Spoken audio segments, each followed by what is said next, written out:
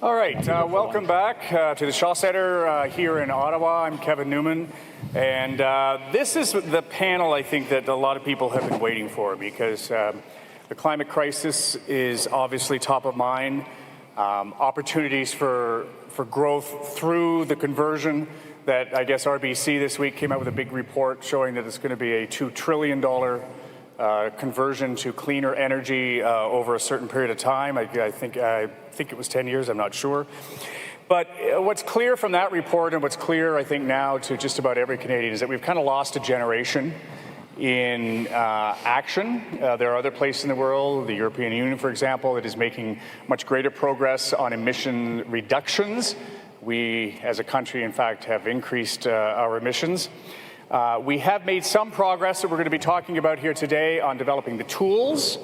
But I think what the panelists and I think might be of the most use to the people in the room and who are watching on the live stream across the country is discussing the missing blueprint. As Anne and Lisa made clear, everybody is looking for a plan. We have targets, but we don't yet really have a national agreed-upon plan to reaching those targets, especially that big net zero by 2050 that everybody in the world is going to be talking about next week. So we have three people with us today that look at this issue from a bunch of different directions. Monica Gattinger is from the University of Ottawa. She's written about positive energy, how partisanship, polarization, and parochialism are eroding public confidence. At one point, Monica, you wrote, Canada could be increasingly stuck in the worst of both worlds, meaning neither emission reduction nor other energy goals. This is a world in which the confidence of citizens, investors, and communities carries on a steady march downward. Stewart Elgie on the end there is the founder of Smart Prosperity and a professor at the University of Ottawa. And he actually spent a decade as a lawyer suing big business and government to try to protect the environment, and then had a come to mama moment, I guess. Went back to school to learn economics and learn about economics, so that he felt he knew what he was talking about when he was talking about the conversion to a green economy.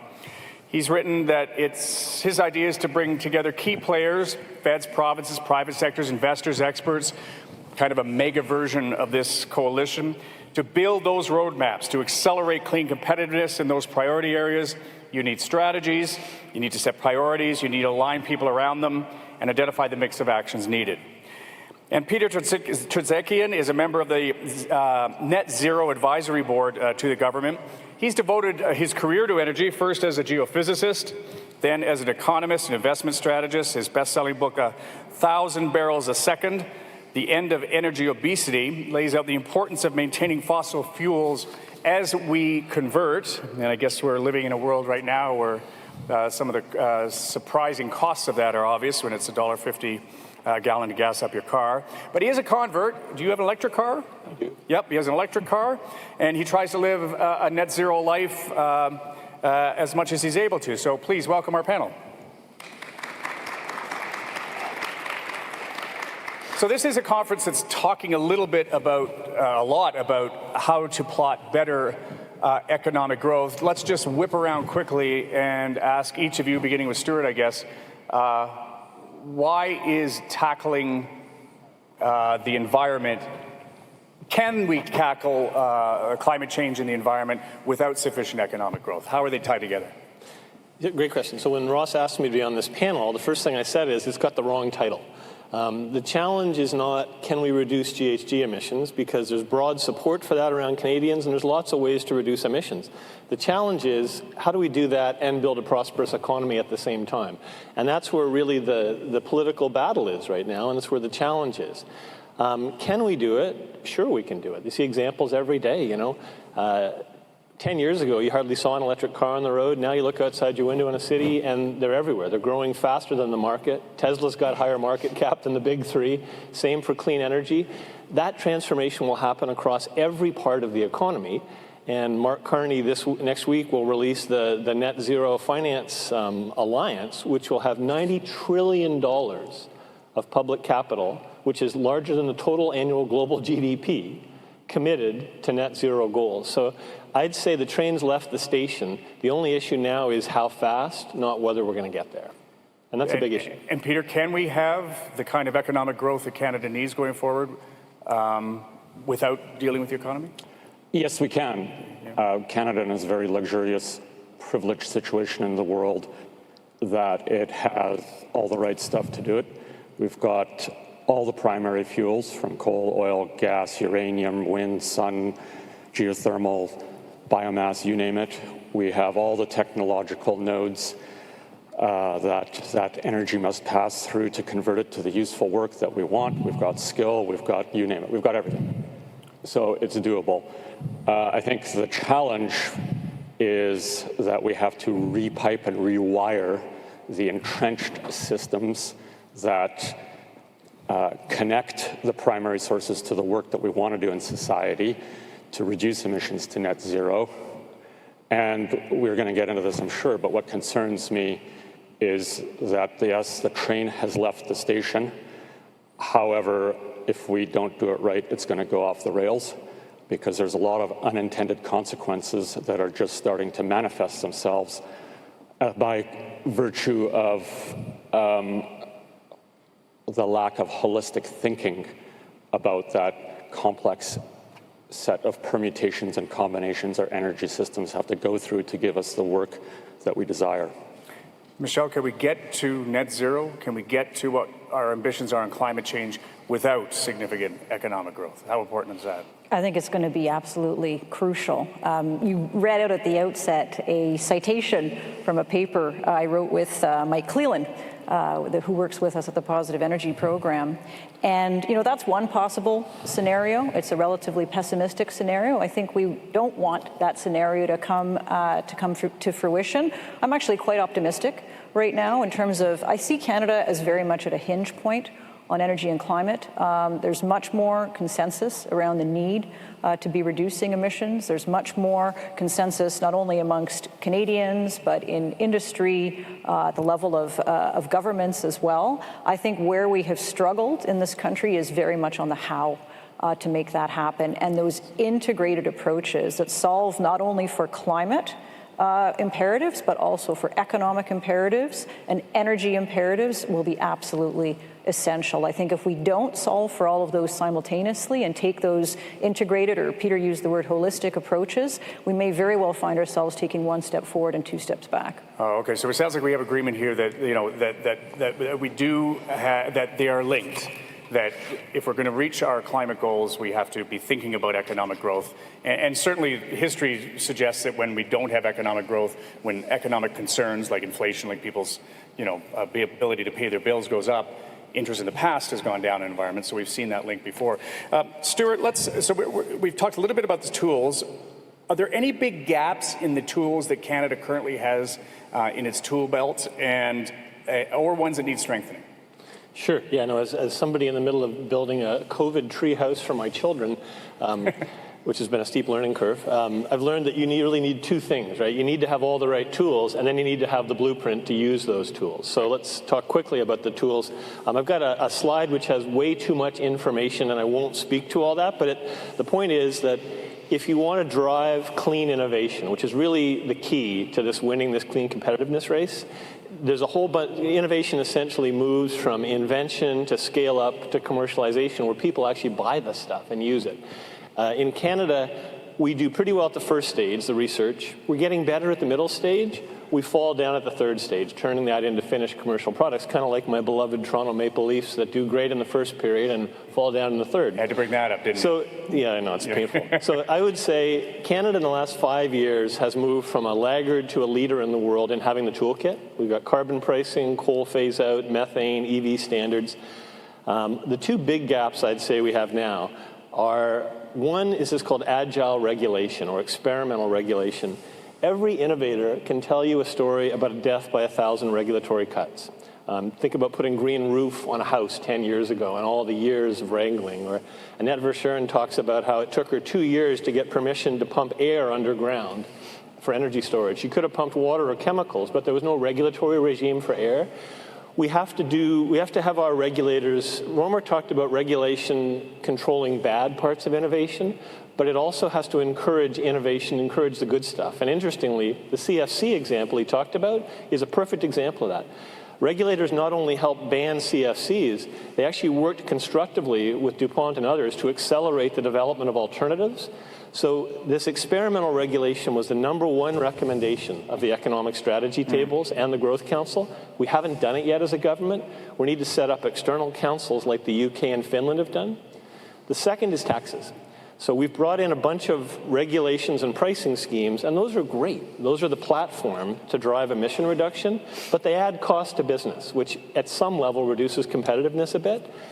The US, the main tool they use is these tax incentives. You get a 30% tax credit for most low carbon investments, 30% of your capital investment, and that's drawing companies like Carbon Engineering and others from Canada south. And so we need to do that too. It brings down the costs of decarbonizing, helps our industry stay competitive in this transition. It's in the Liberals' platform this election, which is great.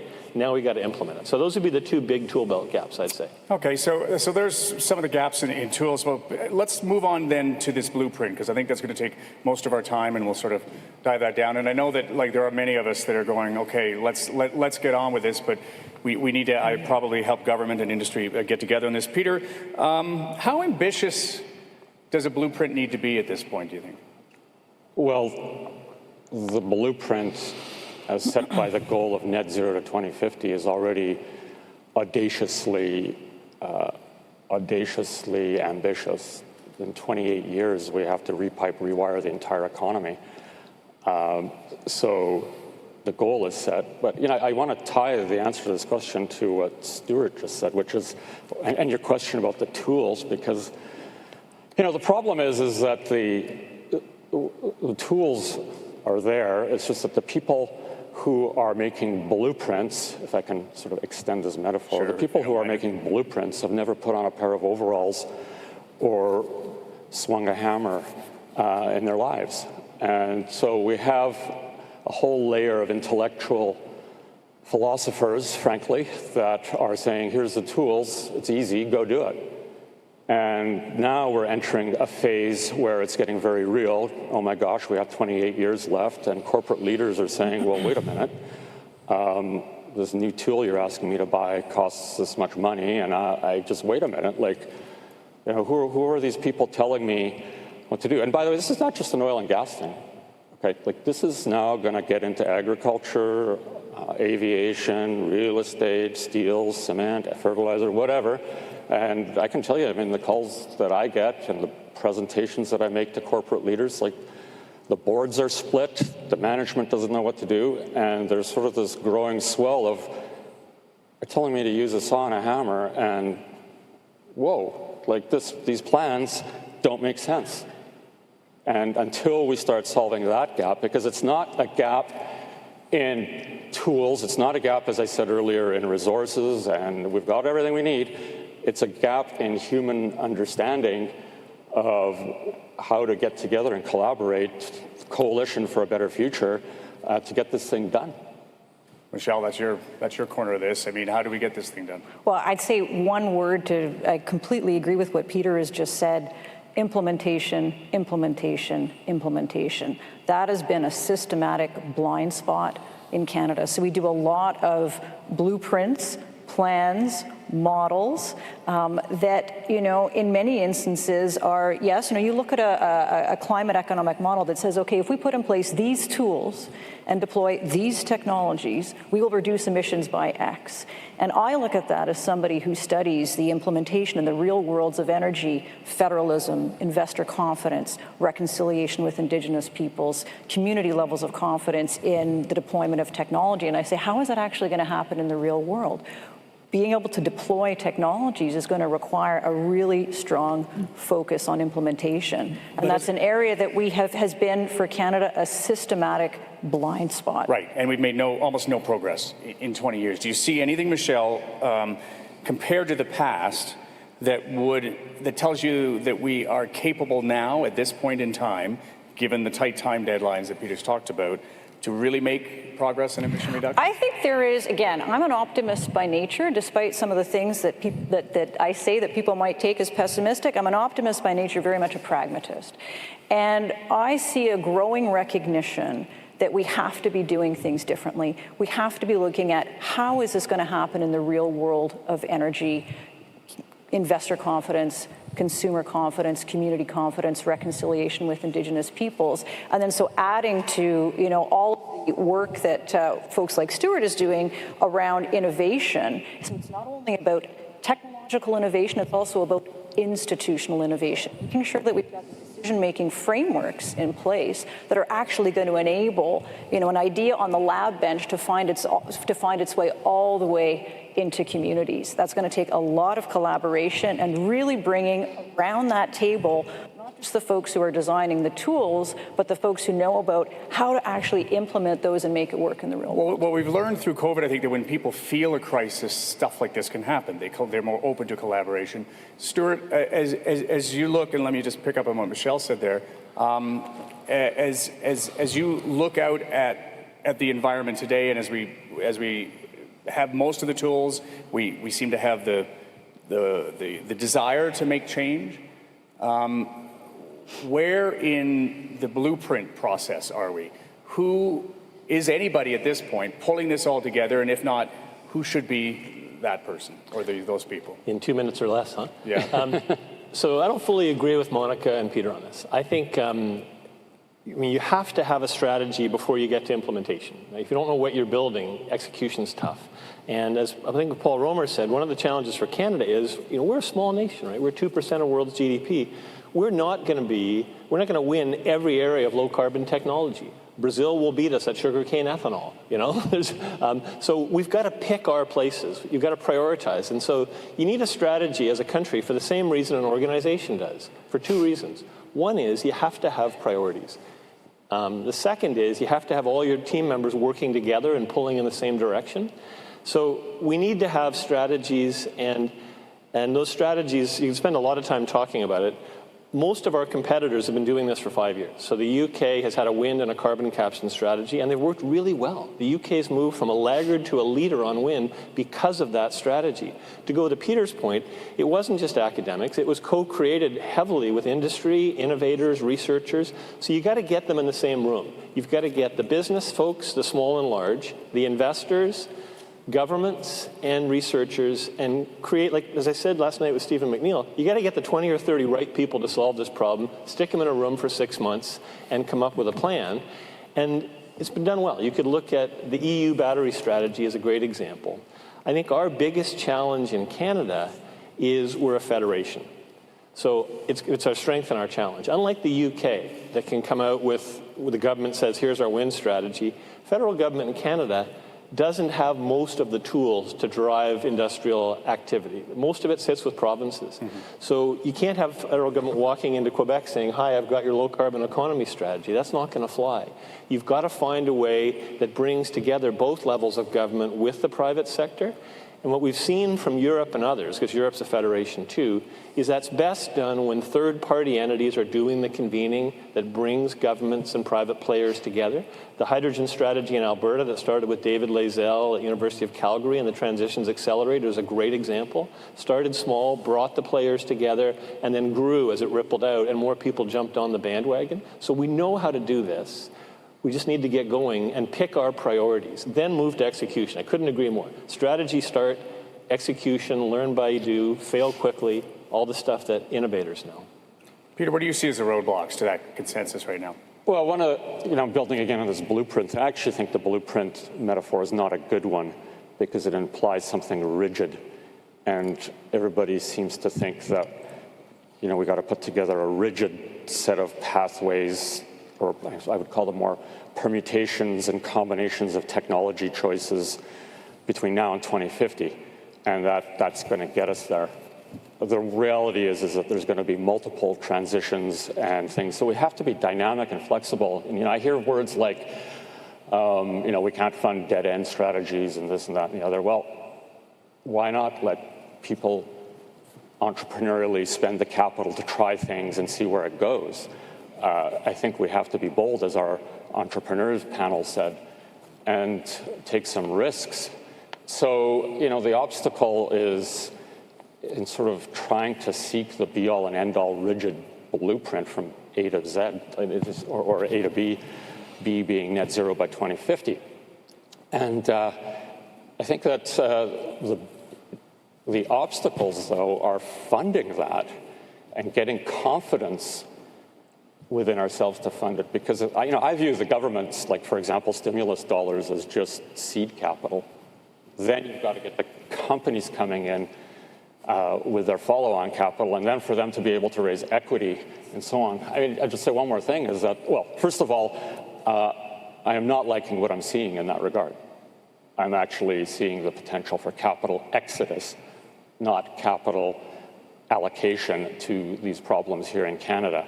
And why that's so important is if you look at the history of how we have developed this country over the course of the last century, most of the infrastructure within our resource economies has been funded from out-of-country capital sources.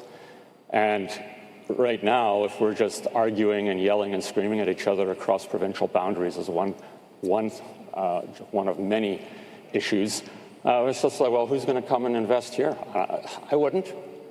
But isn't that where, if you don't like the word blueprint, what word would you use so that there is confidence that there is at least a process? I think maybe Monica touched on one of the words, I can't remember what you used, it's sort of like more of a dynamic decision. You could use the word decision-making, right? It's a dynamic decision-making and adaptation as we go forward. And the government's role is kind of to set the boundaries and create the right policies to lubricate the decision-making so it's fast, it's effective. You can quickly switch courses and reallocate capital. It's not like, hey, let's just plunk all the stimulus dollars on 2 or 3 potential permutations and expect it to go from here to 2050. Like, it's not going to work like that. But what do you think of Stewart's idea? Let me just finish that out. I mean, do we need sort of to lock people in a room for 6 months, all the stakeholders? And yes, I think we need to lock all sorts of people, diverse across many dimensions. Age, wisdom, race, gender, software, hardware, resources, and basically show them the combinations and permutations and say, this is the job we need to do to get from A to B. Give us your ideas. So is our political climate, Monica, at this point conducive to that? Well, I want to just come back to a couple of things that were said. I don't know that I agree that federalism is an obstacle. I think different energy and climate interests across the country are an obstacle. And so one of the key things there is that, and it always sort of, strikes me that, boy, if oil and gas resources were distributed equally across the provinces and all provinces had developed oil and gas, would we be having the same kind of discussion and debate around energy and climate as we are now? And I don't think that we would be. I think some of this is about interregional tensions, and federalism doesn't necessarily get in the way of collaboration. I can recall a student asking me one time on this very topic, saying, well, what in the Canadian Constitution prevents federal government and provinces from working together? And nothing, obviously. Well, you sort of wonder if the EU can reduce emissions by 20%, and they're not known as being, an easy place to get stuff done. Fair enough, but I think one of the distinctions here in Canada is having that large oil and gas resource base. And, we have not had, it always strikes me as rather surprising, that our debates and discussion around the future of oil and gas production in this country are quite simplistic and quite superficial, quite polarized. There are other countries, take Norway as a for instance, that have really tried to think through how are we going to position the development of this resource in the future of our country. If you look at, again, it's a scenario, a roadmap at the IEA's net zero by 2050 scenario, there will still be 25 million barrels of oil per day being produced in 2050. There will be something like 2 billion cubic meters of natural gas being produced. Not all of that's going to be consumed. Some of it's going to be turned into products. But I think the question for Canada is, do we want to play in that space? And can we have a really constructive conversation in the country around what the future of the oil and gas sector is, and have that sort of conversation? I think we can. I would like to think that we can. Okay. Now, but that's going to take some leadership from our politicians to be, how shall I say this, to be bridge building not combative and defensive in their interactions with one another. And I think that actually, we've done a lot of public opinion polling work on this. Canadians are not as polarized on these issues as their political leaders are. If we could have our political leaders create some space for a more constructive conversation about the future of oil and gas production in this country, I actually think that could help us move forward more rapidly. Well, Raj Jetty's dad chart yesterday, I don't know if you saw that, but the place where there is the most likelihood of one generation exceeding the wealth of the previous generation is Alberta, and a lot of that is because of the oil and gas economy. I mean, it's not often framed that way. So, Stewart, to you then, like we've identified a few of the roadblocks. How do you see us overcoming some of them in the very near term? Well, I think a couple of things. One that Paul Romer emphasized, which I think is really important, is that innovation is not a private story or a public story. It's a public-private partnership. And a good example, ironically, is the oil sands, right? I mean, the oil sands was a great example of the government, federal and provincial, investing billions of dollars with the private sector to develop the technology to unlock that. Now, that may not be a climate success story, but it's a huge economic success story. And if you look at canola, aviation, pretty much every major commercial technology of the last century, you will find a major role for government. In Canada, the challenge, as I said, is you've got to make some choices. You've got to pick. So let's dig down and look at an example. So if you were to do a roadmap, as Peter says, I agree, it's not a one-time blueprint. You're essentially creating an ongoing alliance, a dynamic alliance, as Monica says, that will be taking risks, experiment, trying stuff, seeing what works, throwing more wood on the fire where it's burning, and pulling stuff away, letting it fail quickly and move on. Like, this is going to be a 10 to 20-year transition. So you look at Canada. We've spent the last few months working with a few of the top researchers in the US and Europe, trying to identify what some of the low-carbon economic priorities for Canada will be. I won't steal our thunder because it'll come out in a few weeks. But so one of them is medium and heavy-duty vehicles. We've got good strength there, Lion, New Flyer, other manufacturers. So if you were to do a strategy around that, you wouldn't just have those manufacturers. You would look upstream at the primary producers, the minerals, artificial intelligence, green chemistry, a green electrical grid. You would have them in the room with the manufacturers, and you look at market demand. Who's buying the buses? Who's buying the trucks? How do we have government procurement that prioritizes that type of production, that creates the market, the first mover advantage? And you'd try some of this stuff out. This is exactly what we're doing for hydrogen and trucking in Alberta. There's a couple of pilot trucks that are being put on the road now to try out and work out the bugs of how sort of fuel and hydrogen-based trucking might work. The oil industry wasn't interested at first, but now they're getting interested because they say this is interesting. The Alberta government's piled on. The federal government's piled on. If Ottawa had walked in 2 years ago and said, here's our green hydrogen strategy for Alberta, that never would have happened. But it started as a small coalition of the willing with researchers, investors, and the trucking industry that tried this out. It worked, it grew, and it's an ongoing experiment. You're going to do the same thing for batteries. The Battery Alliance just launched here. So pick the kind of 6 or 7 key areas that we think could be, or maybe it's 10, we could win, and do that same process for each of them, but then execute. Mm-hmm. Would you agree with that, Peter, that let's choose a couple of places? Well, yeah, I mean, we have to definitely place bets on the areas, as I call them, the permutations that are most likely and have potential. I want to get back to this roadblock thing, though. This is what I'm thinking. The other issue here is not just like, hey, what are the roadblocks today? We have to be able to anticipate the roadblocks that are coming.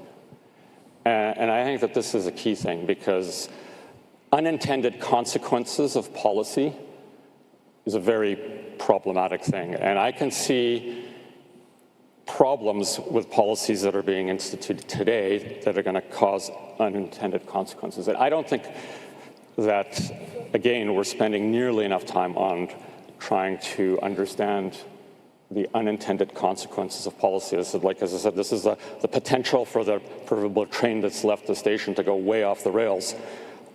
One way it can go off the rails is if we have capital flight, if we get the wrong cocktail of policies and the wrong cocktail of lack of collaboration and stuff, like, it's going to be problematic. What are you seeing? Like, what are you seeing that gives you concern already? Actually, I think we can actually look back over the last decade at how the oil and gas industry has been adapting to increasing pressure as a prologue to what we can expect potentially is going to happen with other heavy emitting industries in this country that are now going to become under increasing scrutiny to reduce their emissions ASAP. So if you look at what's happened to the oil and gas industry, is that there's been a flight of shareholder capital, and it was shareholder turnaround. Institutional investors have basically says, oh no, oil and gas, we can't be part of that. Okay, so they basically sold their holdings in oil and gas companies, not only here, but in the Western world at large. And so the shareholder base has turned around. And now we have the largest oil and gas companies who have a shareholder base that are dominantly retail investors, hedge funds, and mutual funds. None of those groups care about much except dividends and short-term gains. Those entities really have no interest even in influencing the companies beyond influencing them to buy back shares and raise dividends. So the institutional flight of capital is something that we need to be careful about as we look ahead to policies that we may institute and pressures that we may put on other heavy emitting industries, because if their shareholders also change, then we are likely to see short-term opportunistic shareholders come in and say, give me a dividend. I don't want you reinvesting in the transition. But isn't that, and I'm a layman here, isn't part of that inevitable? I mean, aren't people voting with their money of the kinds of energy? Yeah, but they're voting for their money and saying, you're not part of the solution. I'm just taking oil and gas as an example. You're not part of the solution. I'm voting with my shares by selling my shares.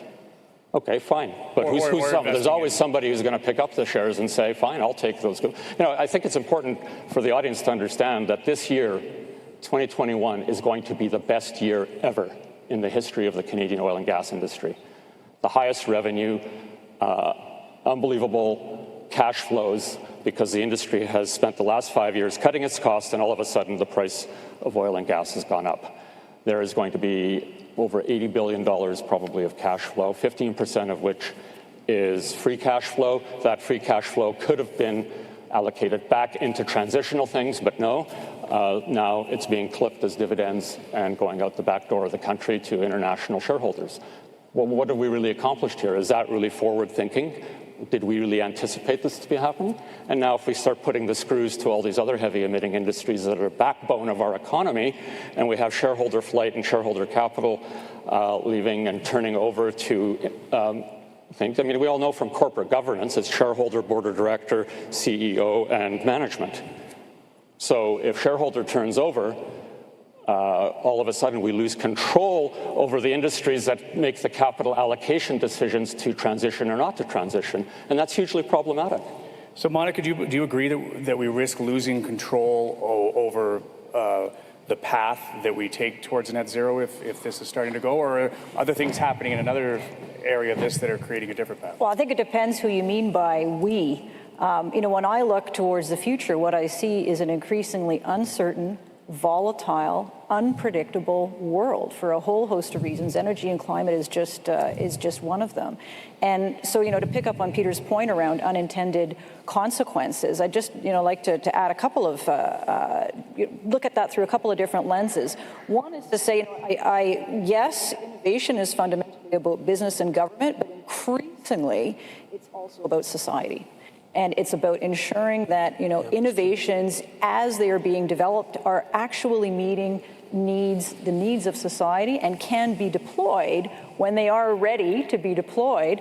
And we often, I think, forget that sometimes. And so, you know, I think, for example, of all the work that's going into small modular reactors right now, the nuclear industry, to its credit, I think, is starting to try to reach out to communities now to be able to identify, will we be able to deploy this technology? What are your concerns? How can we actually build that into the design of this innovation earlier on in that innovation process? And I think increasingly as well, you know, it's about reconciliation with Indigenous peoples too, and ensuring that we are innovating in lockstep, not just business and government, but also with society. The second area I would point to is energy security. And so the energy imperative, that need for secure, reliable, affordable energy. And if we're not integrating that into our plans, whatever they are, I think we will very quickly lose control of whatever path it is that we're putting forward. Because just look at what's going on in Europe right now. As prices become volatile,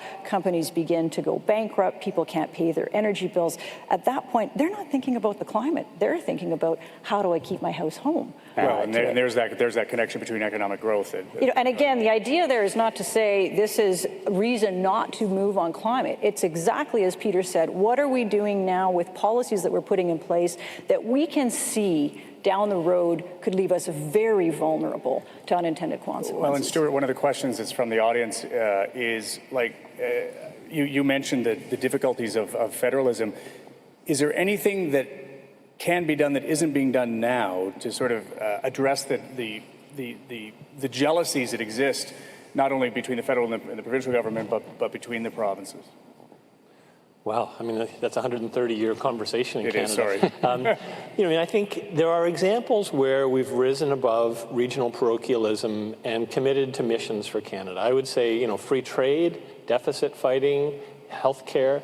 And the story is pretty similar in each one of them. Each one of them, they each started out with a bitter partisan battle. Healthcare was nasty. Free trade was a whole election. But once the dust settled, we recognized they were good for the country. We came together across regional lines and across partisan lines and committed to it. And we're starting to see that now with carbon. Like the fact that the last election, the Conservatives accepted carbon pricing, the fact that Doug Ford is co-investing in electric car production with the federal government, suggests, I think, some of that coming together and moving past partisanship. We're not there fully, but we're moving in that direction. But I want to come back to, last night, Peter and I had an interesting conversation about how quickly this can happen. And I think that's really one of the issues, right? We're trying to take the energy system that's powered us since the Industrial Revolution and turn it over in 20 years. These kind of technology transitions usually take 50 or 60. And I wanted to, there's a little, when we talked, Peter, I thought of a great little slide that I saw. I'll put that up. So this is the Macy's Day Parade in New York. In 1905, you see a road jam-packed with horses and buggies. 8 years later, you see a road jam-packed with internal combustion cars. And in fact, if you look closely, you can actually see there is one car in 1905 and there is one horse and buggy in 1913. So this is a major socio-technological system that flipped in a decade. Now, there's a lot of buildup before that happened. And in 1905, if you'd asked all the obstacles to moving from horse and buggy to cars, they would have given you all the same impediments we could see now about transitioning to electric vehicles, green hydrogen, clean electricity. We don't have a system of roads. How do you get oil and gas to put all the fuel in this stuff? Where do we get all the steel? Where's the workforce? They would have seemed impenetrable. But in a decade, these things all came together, which isn't to say that it's easy or that it's inevitable, right? But it can happen. And if we're deliberate about it, and really if we see this as a national mission, and I think that's why having the Business Council of Canada, the fact that it's always been pretty good on carbon pricing and policy issues, but the fact that it's coming together around this idea of bringing together the key interests to build a clean, inclusive future for Canada. We haven't had a big think as a nation about our economic future since the Macdonald Commission in the late 80s. It's a generation ago. We're overdue for it, and I think this is our North Star. How do we lead in the global transition to a clean future? And we can do it. Well, and who leads? Yeah. Can I comment on that? Yeah. Because I love a good debate. So I've seen this many times, and every time I see it, it irks me because of two reasons. First of all, this is a prime example of confirmation bias, using a subset of all the information. If you now went to many other parts of the United States at that same time, you would find that the horse and buggy was still dominant. New York is like the Silicon Valley of electric vehicles. It's just, and I keep saying, I've driven an electric vehicle for 5 years. I love it. I watch all the trends, but it's not about how many electric vehicles we sell. It's about how many internal combustion engines we take off the road. And if you look at that stat, it is not very encouraging.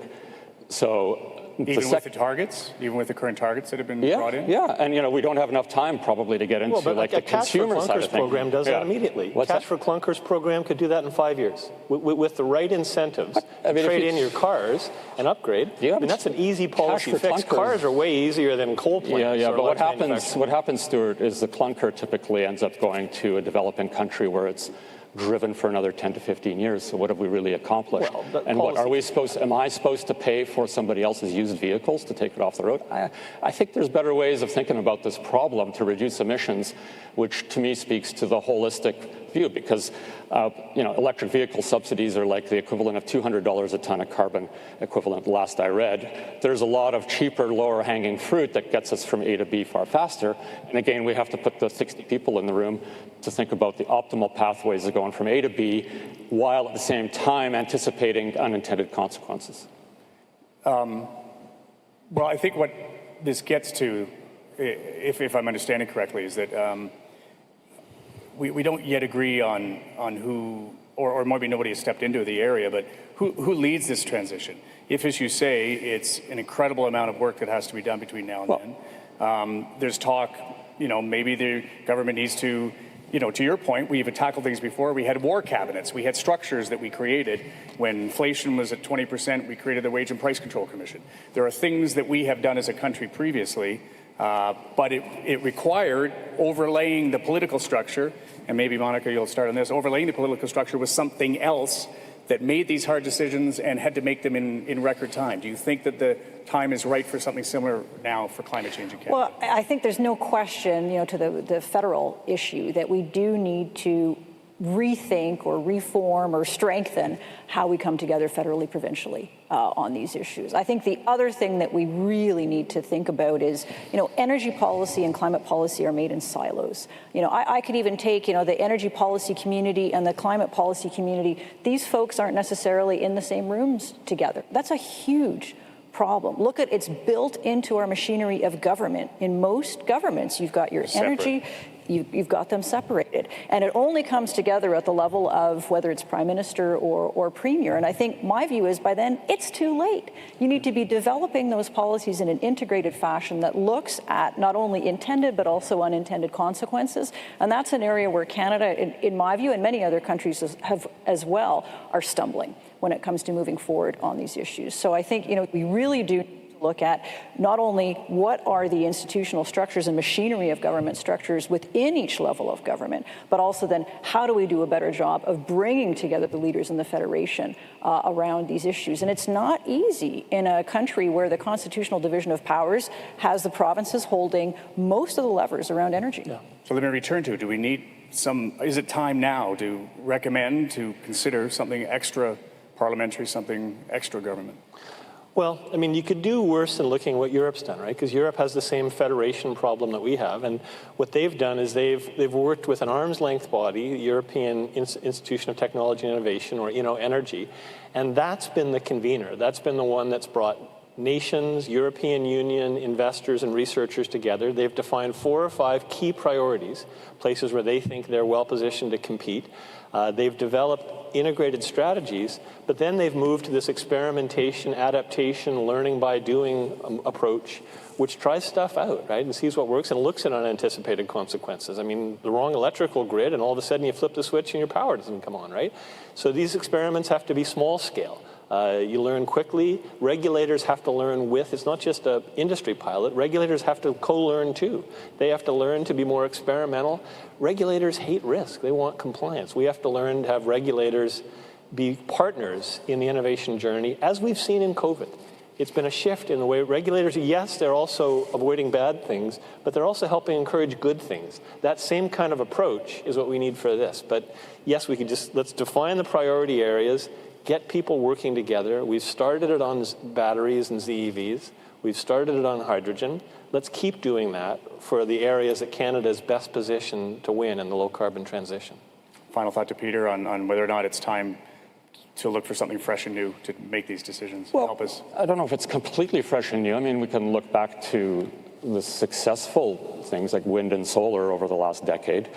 Back to your question about who should lead this, and the governments, as a consequence of the financial crisis, put forth a lot of stimulus dollars around the world to clean energy, and that was the catalyst for then solar and wind companies to raise money, drive costs down, make it profitable, and kickstart that mass adoption. Batteries fell into that thing too, which is why we're starting to see the electric vehicle curve go up. So I think that that's a really good analogy. Like, who's doing the leading? The leading is, handed over to the entrepreneurs, like the fellows from Moderna and Lightspeed, to take it away. Government dollars and policy boundaries are merely seed capital and creating the fertile ground. Then it gets turned over to the people who know how to do it, and they need to be part of the conversation. And then, it starts to cascade and attract more money. And I guess my concern is that we're pretty good at getting things started, but if we don't address some and many more of the issues that we talked about on stage here today, we're not going to get that cascading effect of bringing more money in to develop, to get the scale, to drive the cost down, to build the infrastructure, and it's going to stall out. So Monica, though, is politics really key here? Because we can have as much innovation, as much entrepreneurship going on, but then you can have a change of government and all of those charging stations are suddenly getting pulled out again. I would say policy is key. This is not going to happen in the absence of supportive policy. So that's really crucial. And for Canada, this is going to mean thinking through how do we come together in a constructive way, Fed, Prov, increasingly Indigenous governments as well, with civil society to move things forward. And so that's going to be crucial with that policy backdrop to support moving forward. And you need, it's directional predictability. If you want to pull in capital, what they want to know is there's a predictable direction and a priority.